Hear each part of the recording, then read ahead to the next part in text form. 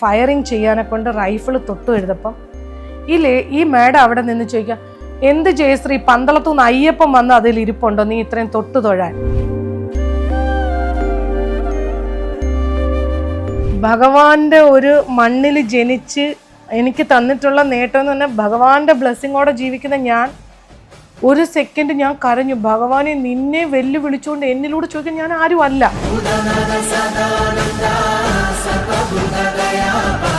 ഒരു ഹോളിക്കൂടെ ഒരു ആർമിക്കാർക്ക് അല്ലെ മറ്റുള്ളവർക്ക് ഫയർ ചെയ്യുന്നവർക്കും ഒരു ഹോളിക്കൂടെയാണ് 5 ഗോലി പോയിരിക്കുന്ന പാട്. അതായത് സെന്റിമീറ്റർ അളക്കാൻ അത്ര വ്യത്യാസം ഇല്ല. ആ സ്നാപ്പ് ഷൂട്ടിങ്ങിൽ ഞാൻ ഗോൾഡ് മെഡൽ.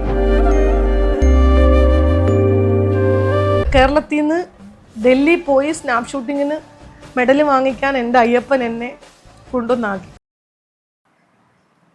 അങ്ങനെ ഞാൻ എപ്പോഴാണ് തിരിച്ചു വരുന്നതെന്ന് ചോദിച്ചാൽ ഒരു 3 വർഷം ജൂഡോയിൽ നിന്ന് ബ്രേക്ക് എടുത്തിട്ടാണ്. ഇപ്പോൾ പന്തളം കോളേജിലെ 2000, 2001, 2002 മാഗസിൻ എടുത്താൽ ഞാൻ എന്ത് ചെയ്തു എന്ന് ആ മാഗസിനിലുണ്ട്. അതായിരുന്നു എൻ്റെ ലൈഫ് ശരിക്കും പറഞ്ഞാൽ. പിന്നെ ഞാൻ ജൂഡോയിലേക്ക് തിരിച്ചു വന്നതെന്ന് പറഞ്ഞാൽ അതിനുശേഷം എനിക്ക് വേറൊരു വിഷയം ഉണ്ടായി. ഭഗവാന്റെ കാര്യം പറഞ്ഞപ്പോൾ ഒരു കാര്യം പറയാതിരിക്കാൻ പറ്റത്തില്ല. ഞാൻ NCC നിൽക്കുമ്പം എനിക്ക് എന്നെ RD പരേഡിൽ നിന്ന് തള്ളി. എനിക്ക് ഭയങ്കര ഇഷ്ടം ആ മെഡൽ ഇടാനൊക്കെ ഉണ്ട്. അങ്ങനെ ഞാൻ ആ മെഡൽ ഇടാൻ വേണ്ടിയിട്ട് എനിക്ക് RD പരേഡിന് എനിക്ക് ഹൈറ്റ് ഇല്ലെന്ന് പറഞ്ഞ് തള്ളി.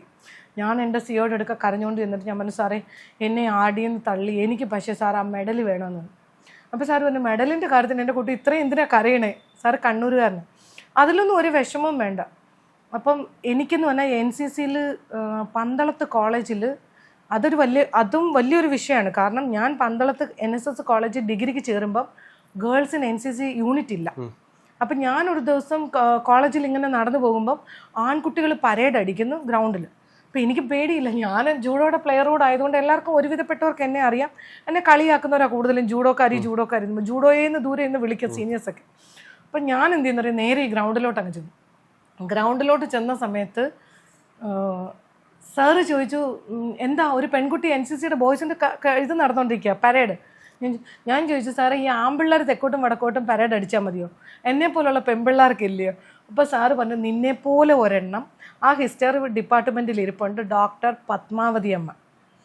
മാഡത്തിനെ പോയി കാണ്. മാഡം NCC ഗേൾസിന് വേണ്ടിയിട്ട് യൂണിറ്റ് ഉണ്ടാക്കാൻ പിള്ളേരെ തപ്പിക്കൊണ്ടിരിക്കുക. നിന്നെപ്പോലെ ഒരെണ്ണത്തിനെ കിട്ടിയാൽ കോളേജിൽ ഇതാവും.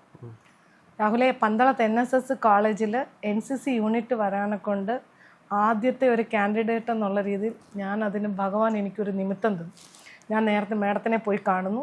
മാഡത്തിനോട് ഞാൻ ചോദിച്ചു, മാഡം നമുക്ക് NCC അത് പിള്ളേർ കുറവാണ്, ഞങ്ങൾ തന്നെ നോട്ടീസ് ഉണ്ടാക്കി നമ്മൾ തന്നെ ക്ലാസ് എല്ലാം വായിച്ചിട്ട് ഏകദേശം 300 കേഡറ്റ്സ് വേണ്ടിടത്ത് 3000ഓളം പിള്ളേരുടെ എൻട്രി. അങ്ങനെ ഞാൻ പന്തളത്ത് കോളേജിൽ നിന്ന് എൻ്റെ ലൈഫിൻ്റെ വലിയൊരു അച്ചീവ്മെൻറ്റ്സ് നേടിത്തന്നതാണ് ഡോക്ടർ പത്മാവതി മാഡം. മാഡം പഠനത്തിലാണ്. മാഡത്തിന് വലിയൊരു ആക്സിഡൻ്റൊക്കെ പറ്റി. ഇപ്പോഴും മാഡം ആക്റ്റീവാണ്. കോളേജിൻ്റെ ഇതും കഴിഞ്ഞിട്ടാണ് മാഡം ഇറങ്ങിയത്. അതും എൻ്റെ ഒരു ഗുരുത്വം. അങ്ങനെ ഞാൻ വന്ന് ശരിക്കും പറഞ്ഞാൽ അപ്പോൾ ഈ RD പരേഡ് മാഡം എനിക്ക് എല്ലാം ഫുള്ള് സപ്പോർട്ടാണ്. അപ്പോൾ ഈ RD പരേഡിൽ നിന്ന് എന്നെ തള്ളിയിട്ട് ഞാൻ മാഡത്തിനോട് സാറിനോട് ചെന്നിട്ടാണ് പറയുന്നത്, എനിക്ക് RD നിന്ന് പോയി എനിക്ക് ആ മെഡൽ വേണം. അപ്പോൾ എൻ്റെ ഈ ലക്ഷ്യം നേടാനെ കൊണ്ട് ഞാൻ സ്ട്രെയിറ്റ് ഫോർവേഡ് എന്ത് ചെയ്യും, അതിനുവേണ്ടി ഞാൻ എത്ര ഹാർഡ് വർക്ക് ചെയ്യും. എനിക്ക് കുറുക്കുവഴി അറിയില്ല, ഞാൻ വർക്ക് ചെയ്ത് വാങ്ങും. അങ്ങനെ മാഡത്തിനെ പോയി കാണുമ്പോൾ മാഡം എന്നോട് പറഞ്ഞു, സാറിനോട് സംസാരിച്ചപ്പോൾ പറഞ്ഞു, പഠിച്ച് മാർക്ക് വാങ്ങിക്കാമെങ്കിൽ, അതായത് 4 സബ്ജക്റ്റ് റിട്ടേൺ എക്സാം ഉണ്ട്, പ്രാക്ടിക്കൽ ഉണ്ട്, ചെയ്തു പോയെങ്കിൽ ഡൽഹിയിൽ തൽസൈനിക് ക്യാമ്പ് ഉണ്ട്, സെയിം ഇത് കിട്ടുമെന്ന് പറഞ്ഞു മെഡൽ. അങ്ങനെ ഞാൻ ഓരോ ക്യാമ്പ് അറ്റൻഡ് ചെയ്തിട്ട് ഞാൻ കണ്ണൂർ ഭഗവാന്റെ ഒരു വലിയ പരീക്ഷണമാണ് ഞാനിവിടെ പറഞ്ഞത്. ക്യാമ്പ് അറ്റൻഡ് ചെയ്ത് ഇതിനകത്ത് ഈസി വേയിൽ കയറാവുന്നതാണ്. ഫയറിങ്ങിന് ഗോൾഡ് മെഡൽ കിട്ടിയാൽ കയറാം, മാപ്പ് റീഡിങ്ങിന് ഗോൾഡ് മെഡൽ കിട്ടിയാൽ കയറാം. കേരളത്തിൽ നിന്ന് 40 പേരെ വിടും. അങ്ങനെ ഞാൻ രാഹുലെ ഫയറിങ്ങിന് പോവാം. അങ്ങനെ ഞാൻ ഫയറിങ്ങിൽ എനിക്ക് 13ാമത്തെ ആളാണ് ഞാൻ. കാരണം എന്നെക്കാൾ ബെസ്റ്റ് ഫയറർ കിടക്കുകയാണ്. അങ്ങനെ ഞാൻ ഫയർ ചെയ്യുന്നിടത്ത് ഞാൻ എപ്പോഴും ഈ തൊട്ട് തൊഴുക എന്നുള്ളത് എനിക്കറിയില്ല, എന്നെ ഓട്ടോമാറ്റിക്കായിട്ട് വരുന്നു. ഞാൻ അങ്ങനെ ഫയറിങ്ങിന് വേണ്ടിയിട്ട് ഈ തോക്കിലിങ്ങനെ, അവിടെ തോക്ക് നമ്മുടെ ഓരോരുത്തരുടെയും നിരത്തി വെച്ചിരിക്കും. അപ്പം ഞാൻ എൻ്റെ റൈഫിളിൽ ചെന്ന് തൊട്ട് തൊഴുത് ഇങ്ങനെ എടുക്കുകയും, ഇതിനകത്തൊരു നിരീശ്വരവാദി മാഡം ഇപ്പോഴും ഉണ്ടാവാം, പേര് മിനി എന്നാണ്. എനിക്ക് പേരൊന്നും പറയുന്നതിന് വിഷമമില്ല, കാരണം എൻ്റെ ലൈഫിൽ എന്നെ കരയിച്ച ഒരാളാണ്. എൻ്റെ സക്സസിൻ്റെ പിന്നിൽ എനിക്ക് കുറച്ചുകൂടെ വാശിയോടെ വരാൻ പറ്റിയതും ചിലപ്പം മാഡത്തിൻ്റെ ആ ഒരു ഇതുകൊണ്ടായിരിക്കും. ഈ തോക്കിൽ ഈ ഫയറിങ് ദിവസം ഫൈനൽ ചെയ്യാണ്. എൻ്റെ നമ്പർ 13 കിടക്കുന്നത്.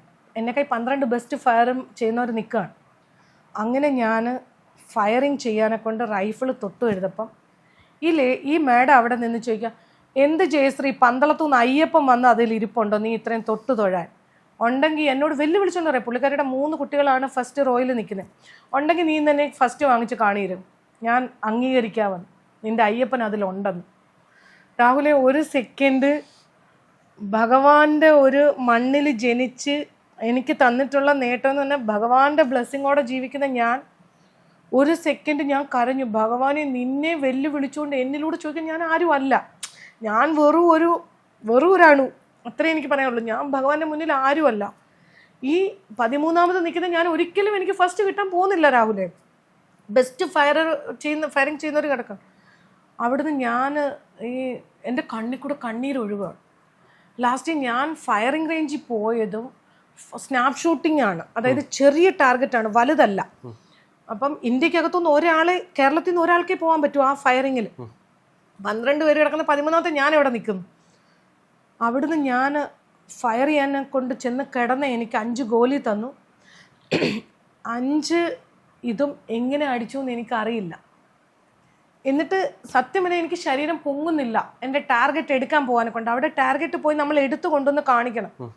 ഞാൻ ടാർഗറ്റ് എടുക്കാൻ എന്നോട് എല്ലാം ചോദിച്ചു എഴുന്നേക്കെന്ന് പറയാം. കാരണം എൻ്റെ ബോഡി ഫുള്ള് വീക്കായി. ഞാൻ എങ്ങനെ ഫയർ ചെയ്തു എന്ന് എനിക്കറിയില്ല. 5 ഫയർ ചെയ്തതായിട്ടറിയാം ഞാൻ. എന്നിട്ടും എഴുന്നേറ്റ് ശക്തിയില്ലാതാണ് പോയ ഞാൻ ശരിക്കും പറഞ്ഞാൽ ആ ടാർഗറ്റ് കണ്ട് അവിടെ മയങ്ങി വീണു. കാരണം ഒരു ഹോളിൽ കൂടെ ഒരു ആർമിക്കാർക്ക് അല്ലെ മറ്റുള്ളവർക്ക് ഫയർ ചെയ്യുന്നവർക്കും ഒരു ഹോളിൽ കൂടെയാണ് 5 ഗോലി പോയിരിക്കുന്ന പാട്. അതായത് സെന്റിമീറ്റർ അളക്കാൻ അത്ര വ്യത്യാസം ഇല്ല. ആ സ്നാപ്പ് ഷൂട്ടിങ്ങിൽ ഞാൻ ഗോൾഡ് മെഡൽ. എനിക്ക് കേരളത്തിൽ നിന്ന് ഡൽഹി പോയി സ്നാപ്പ് ഷൂട്ടിങ്ങിന് മെഡൽ വാങ്ങിക്കാൻ എൻ്റെ അയ്യപ്പൻ എന്നെ കൊണ്ടുവന്നാക്കി.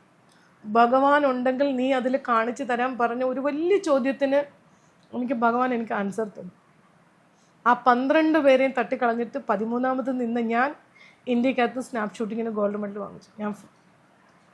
പിന്നെ അത് കഴിഞ്ഞിട്ട് ഇഷ്ടം പോലെ ഫയറിങ് ചെയ്യാൻ എനിക്ക് അവസരം കിട്ടി. പിന്നെ ആ മാഡം എന്ത് പറഞ്ഞു? അല്ല, പുള്ളിക്കാരിയെ എൻ്റെ കമാൻഡിങ് ഓഫീസറും ബാക്കിയുള്ളവരും എൻ്റെ ബോഡി വീക്കായി, ഞാൻ ഫുള്ളി ഡൗൺ ആയി എന്ന് അവർക്ക് മനസ്സിലായിട്ട് അത്രയും സ്മാർട്ടായിട്ടുള്ള എന്നെ ഡൗൺ ആക്കി അത്രയും ഒരു സെൻറ്റൻസ് വന്നപ്പം അവർ വിളിച്ചിട്ട് കുറേ ഫയർ ചെയ്തു. അപ്പോൾ പുള്ളിക്കാരി പറഞ്ഞു, ഞാൻ എനിക്ക് നിരീശ്വരവാദി അല്ലായിരുന്നു. പുള്ളിക്കാരി ഒരു ട്വിൻ സിസ്റ്ററിൽ ഒരാൾ മഞ്ഞപ്പിത്തം വന്ന് മരിച്ചു. പുള്ളിക്കാരി കുറേ ദൈവത്തെ വിളിക്കുമായിരുന്നു. അങ്ങനെ ആ ലാസ്റ്റ് മൊമെൻറ്റ് ഭഗവാനെ വിളിച്ച് കുറേ പ്രാർത്ഥിച്ചപ്പോഴൊന്നും അനിയത്തിയെ തിരിച്ച് കിട്ടിയില്ല. അതിൻ്റെ പേര് പുള്ളിക്കാരി ഈ ദൈവവിശ്വാസം വിട്ടതാണ്, അല്ലാതെ വേറൊരിതിലല്ല. കുറേ വഴക്ക് വന്നു. പിന്നെ അതൊക്കെ കഴിഞ്ഞിട്ട് മാഡം എൻ്റെ അടുക്ക വൈകിട്ട് വന്നിട്ട് പറഞ്ഞു, എനിക്ക് തെറ്റുപറ്റി, ഞാൻ എന്നിലെ അഹങ്കാരമായിരിക്കാം, എൻ്റെ നല്ല പ്ലേയേഴ്സ് 3 പേര് കിടക്കുന്നിടത്ത് നീ ആ തോക്ക് തൊട്ടെഴുതുന്ന കണ്ടപ്പോൾ എനിക്ക് പെട്ടെന്ന് എന്നിലെ ഈഗോ ആണെന്നതാണ്. കാരണം ഇതൊന്നും ഇല്ല എന്നുള്ളൊരു വിശ്വാസത്തിൽ. പക്ഷെ പുള്ളിക്കാരി ലാസ്റ്റിൽ കുറേ കാര്യങ്ങൾ പറഞ്ഞു. ഞാൻ പറഞ്ഞു, മാഡം എന്നെയല്ല മാഡം വെല്ലുവിളിച്ചത്, ഭഗവാനെയാണ്, ഞാൻ അത്ര വലിയ ആളൊന്നുമല്ല. അങ്ങനെ എൻ്റെ ലൈഫിൽ ശരിക്കും പറഞ്ഞാൽ ഡിഗ്രി 3 വർഷം കൊണ്ട് കിട്ടാവുന്നതിൻ്റെ മാക്സിമം അച്ചീവ്മെൻറ്റ്സ് വാങ്ങിച്ച് ഞാൻ ഇറങ്ങി. ഡിഗ്രി 3rd ഇയർ പഠിക്കുമ്പോഴാണ് എൻ്റെ മാരേജ് ആവുന്നത്. അപ്പോൾ ഒരു കല്യാണം എന്ന് പറയുന്ന ഒരിതിലേക്കൊന്നും നമ്മൾ ചിന്തിച്ചു പോലുമില്ല. കാരണം ഫ്രണ്ട്സിനിടയ്ക്കാണെങ്കിലും വിവാഹത്തെപ്പറ്റി അങ്ങനെ എന്നെ പെണ്ണ് കാണാൻ ആൾ വന്നു, മറ്റൊരു വന്നു എന്നൊക്കെ പറയുമ്പോൾ ഞാൻ അടുത്തോട്ട് ചെല്ലുമ്പോൾ പറയും, പോ അത് റൂട്ട് ക്ലിയർ ആയിട്ടില്ല, അതിനുള്ള സമയമൊന്നും ആയിട്ടില്ല, നിനക്ക് കുറേ വർഷം കൂടെ കിടപ്പുണ്ടെന്ന് നമ്മളെ കളിയാക്കി വിടും. പക്ഷെ അവരിലെല്ലാം ആദ്യമേ എൻ്റെ കല്യാണം നടന്നു. പിന്നുള്ളത് ലൈഫിൻ്റെ ഒരു വലിയ ഇതായിരുന്നു. കാരണം എൻ്റെ കല്യാണം എന്ന് പറഞ്ഞു കഴിഞ്ഞാൽ എന്നെ കല്യാണം കഴിച്ചത് ശരിക്കും പറഞ്ഞാൽ രാഹുലിനെ അറിയുമെന്ന് എനിക്കറിയില്ല. എൻ്റെ ഹസ്ബൻഡ് ആർമി ഓഫീസറാണ്. പുള്ളിയും എന്നെപ്പോലെ തന്നെ ഹാർഡ് വർക്ക് ചെയ്ത് റിസൾട്ട് നേടിയ ഒരാളാണ്. അങ്ങനെ ശരിക്കും പറഞ്ഞാൽ എൻ്റെ കോഴ്സ്മേറ്റാണ്. ഞങ്ങൾ കോഴ്സ് ഒന്നിച്ച് ചെയ്തിട്ടുണ്ട്. അപ്പോഴൊക്കെ പുള്ളി ഒരിക്കൽ പോലും എന്നോട് അങ്ങനെ മാരേജിനെ പറ്റി ഒന്നും പറയുന്നില്ല. കോമ്പറ്റീഷനൊക്കെ കഴിഞ്ഞ് അതും ശരിക്കും പറഞ്ഞാൽ എൻ്റെ ലൈഫ് എടുക്കുകയാണെങ്കിൽ ശരിക്കും ഒരു സിനിമയാക്കും. കാരണം എൻ്റെ വർക്കും ഞാൻ ചെയ്ത ഒരു റിസൾട്ട്, നേടിയെടുത്ത റിസൾട്ടും ഒരിക്കലും ബാക്കിലോട്ട് പോയി. കാരണം ഡിഗ്രിക്ക് വരെ പോകുന്ന സമയം വരെയും പേരൻസിൻ്റെ സപ്പോർട്ട് അല്ലാതെ വേറെ ഒരു ബാക്ക് സപ്പോർട്ടില്ല. പിന്നെ നമ്മളൊരു പെൺകുട്ടി ഒരു ഉയരങ്ങളിലേക്ക് പോകുമ്പം നോർമലി പഴയ ചിന്താഗതി വെച്ച് എങ്ങനെ താഴോട്ട് വലിച്ചിടാം. എനിക്ക് ശരിക്കും പറഞ്ഞാൽ ഈ അച്ചീവ്മെൻറ്റ്സ് ഒക്കെ കിട്ടുന്ന സമയത്ത് പോലും ഒരു അപ്രീസിയേഷനും കിട്ടിയിട്ടില്ല എങ്ങോന്നും.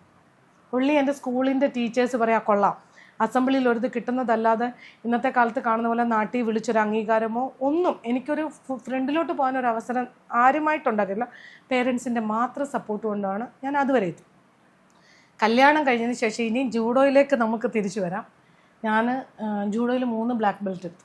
കേരളത്തിൽ ഇന്ന് 3 ബ്ലാക്ക് ബെൽറ്റ് എടുത്ത വനിതകൾ ആരുമില്ല. അതെനിക്ക് കേരളത്തിനെ സംബന്ധിച്ചിടത്തോളം ശരിക്കും എൻ്റെ ഫ്രണ്ട്സ് ആവട്ടെ റിലേറ്റീവ്സ് ആവട്ടെ അതിനേക്കാളുപരി ഞാനിപ്പോൾ ഒരു 13 വർഷമായി ട്രിവാൻഡ്രത്ത് വന്നിട്ട് ഇപ്പോൾ നിങ്ങളുടെ ചാനലിൽ തന്നെ എൻ്റെ അച്ചീവ്മെൻറ്റ്സ് ഒക്കെ കണ്ടിട്ട് ഞാൻ ഇങ്ങനെയൊന്നും ഒതുങ്ങേണ്ട ഒരാളല്ലെന്ന് പറഞ്ഞ് ഞാൻ പറഞ്ഞില്ലേ, ശരിക്കും പറഞ്ഞാൽ ഞാൻ എൻ്റെ ജാതകം നോക്കാനെ കൊണ്ട് നിങ്ങളുടെ ചാനലിലൊക്കെ വർക്ക് ചെയ്യുന്ന പ്രോഗ്രാംസ് എല്ലാം തന്ന ജയനാരായൺജിയെ കൊണ്ടുവന്നിട്ട് എൻ്റെ ജാതകം കാണിക്കും.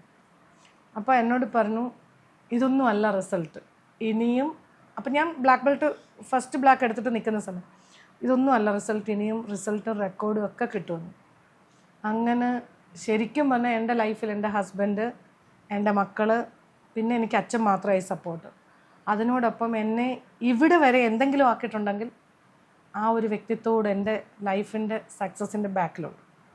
കാരണം എനിക്ക് ഓരോ നിമിഷവും ഓരോ കാര്യം നോക്കിയിട്ട് എനിക്ക് നിർദ്ദേശം തന്ന എൻ്റെ ഒരു എന്താ പറയുന്നത് എൻ്റെ കൂടെപ്പിറപ്പ് എൻ്റെ കൂടെ നിന്ന് പൂർണ്ണമായിട്ടും ഞാൻ ഈ ഒരു റിസൾട്ടിലെത്താൻ അദ്ദേഹം എന്നെ പൂർണ്ണമായിട്ട് സമ്മതിച്ചു എന്നല്ല, ഫുൾ എന്നെ സഹായിച്ച് എന്നെ ഈ ഒരു ലെവലിൽ കൊണ്ടെത്തി. അതിനെനിക്ക് എത്ര നന്ദി പറഞ്ഞാലും എൻ്റെ ഹസ്ബൻഡ് കേണൽ ജയശങ്കറിനോടോ എൻ്റെ അച്ഛനോടോ എൻ്റെ 2 മക്കളോടോ ജയനാരായൺജി ഈ ഇത്രയും വ്യക്തിത്വങ്ങളെ എൻ്റെ ലൈഫിൽ നിന്ന് എൻ്റെ സക്സസിൻ്റെ പിന്നിൽ ഇപ്പം എനിക്ക് എടുത്തു മാറ്റാൻ പറ്റില്ല.